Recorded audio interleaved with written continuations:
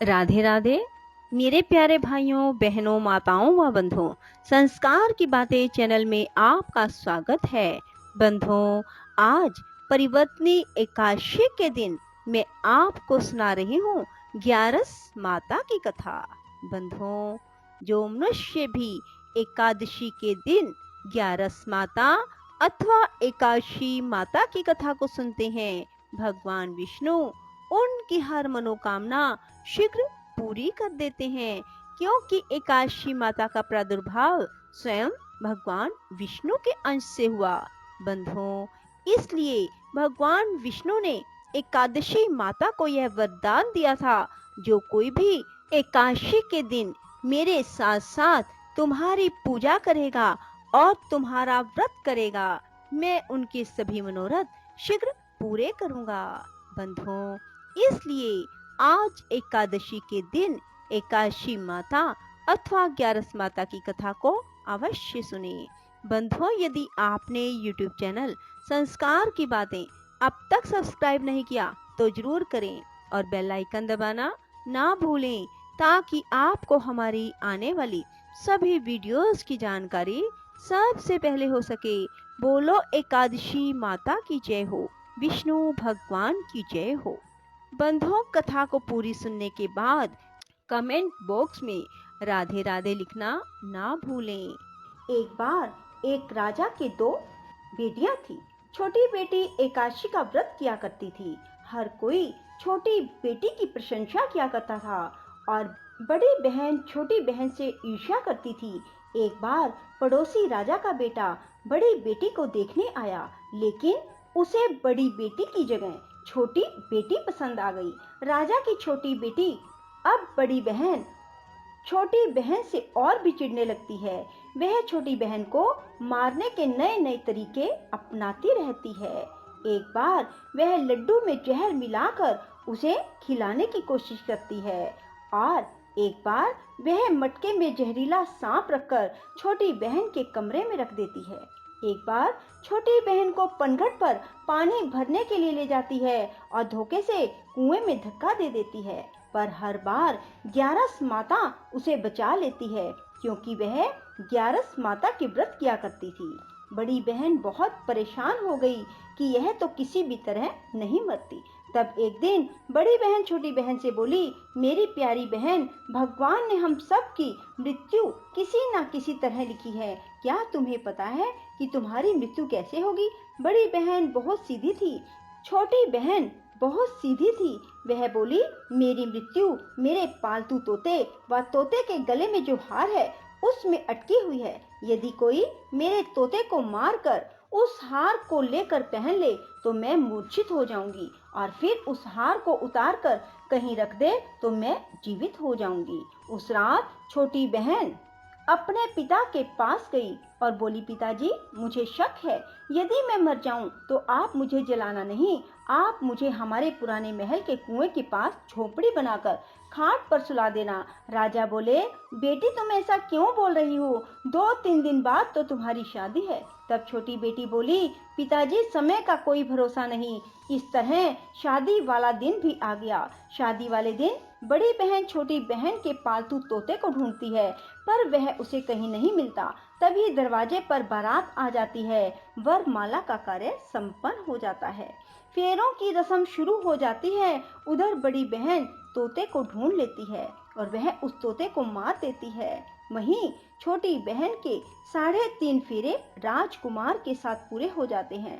तभी छोटी बहन मूर्छित होकर गिर जाती है। उधर बड़ी बहन तोते के हार को खुद पहन लेती है। तब फेरों में सभी घबरा जाते हैं। सभी बारातियों में हलचल मच जाती है कि राजकुमारी को क्या हुआ। सब डर जाते हैं। तब राजा वैद्य हकीमों को बुलाते हैं। छोटी राजकुमारी को महल में ले जाकर लिटा दिया जाता है। वैद्य और हकीम राजा से कहते हैं, राजकुमारी ना मरी है ना जीवित है, हमने ऐसा पहली बार देखा है। तब राजा उनसे कहते हैं, बाहर जाकर बोलना कि राजकुमारी बेहोश है, अभी थोड़ी देर में ठीक हो जाएगी। यदि तुम ऐसा नहीं कहोगे तो मैं तुम्हें फांसी दे दूंगा। बेचारे वैद्य हकीम राजा के कहे अनुसार बोल देते हैं। तभी बड़ी बेटी आती है और कहती है, पिताजी मुझे छोटी बहन के मरने का बहुत दुख है, उससे ज्यादा दुख मुझे आपकी इज्जत का है जो कि खराब हो जाएगी।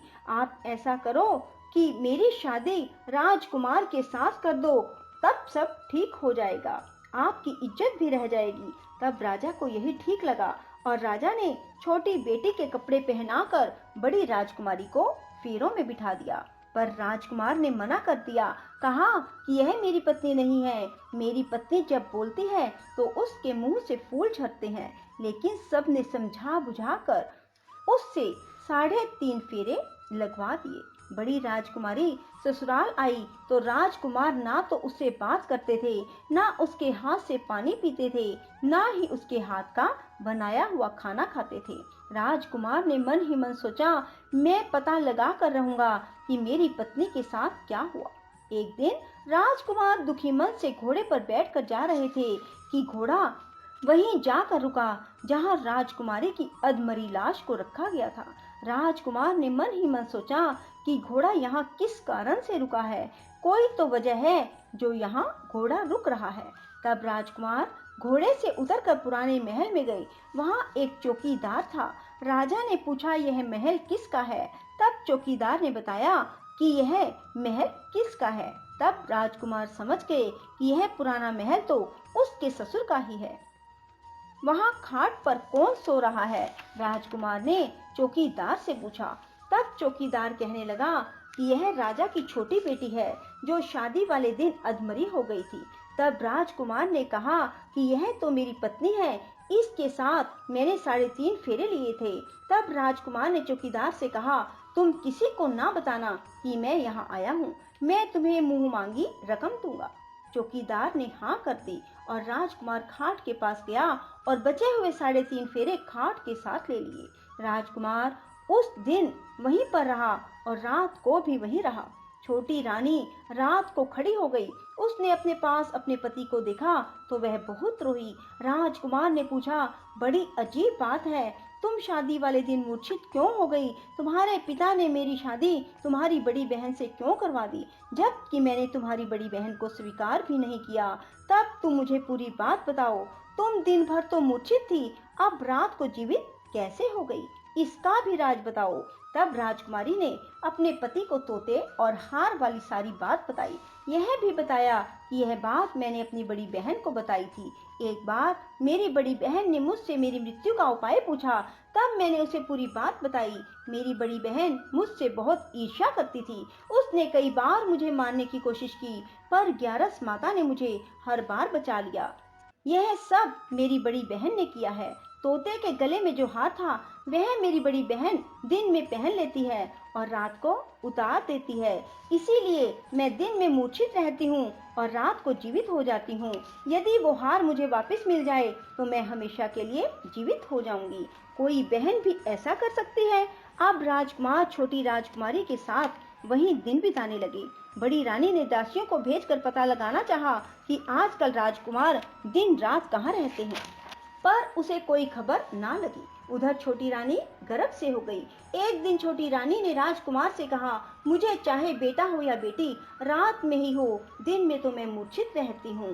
पर एक दिन राजकुमार को किसी काम से बाहर जाना पड़ा और तभी राजकुमारी प्रसव से हो गई। तब उसने ग्यारस माता को याद किया। तब ग्यारस माता स्वयं आकर उसका प्रसव करवाती है। उसके सुंदर पुत्र पैदा होता है। तभी वहां राजकुमार आ जाते हैं। उसने भी ग्यारस माता के दर्शन किए। ग्यारस माता बोली, ये मेरी परम भगत है, और बोली, जब तुम्हारा बेटा 5 वर्ष का हो जाए तब तुम इसे अपनी पत्नी का हार लाकर पहना देना। देखते ही देखते कुंवर 5 वर्ष का हो गया। बेटा युवराज 5 वर्ष का हो गया। तब राजकुमार अपने बच्चे से कहते हैं कि बेटा युवराज तुम यहीं रहना, माँ की खाट के पास, मैं शहर से काम निपटा कर आता हूँ। तब बड़ी रानी के दास दासी राजा को वहाँ से आते हुए देख लेते हैं और बच्चे को उठवा लेते हैं। बच्चे के 2 टुकड़े कर दिए जाते हैं, एक टुकड़ा चक्की के नीचे और एक अपने पलंग के नीचे रख लेती है। तब वह ग्यारस माता को याद करती है और ग्यारस माता भीख मांगने के लिए बड़ी रानी के महल में आती है। तब बड़ी रानी अपने दास दासियों के हाथों भिक्षा भिजवा देती है, पर ग्यारस माता कहती है कि मैं तो तुम्हारी रानी के हाथों से ही भिक्षा लूंगी। तब वे जाकर उसे कहते हैं। तब बड़ी रानी खुद उसे भिक्षा देने के लिए आती है।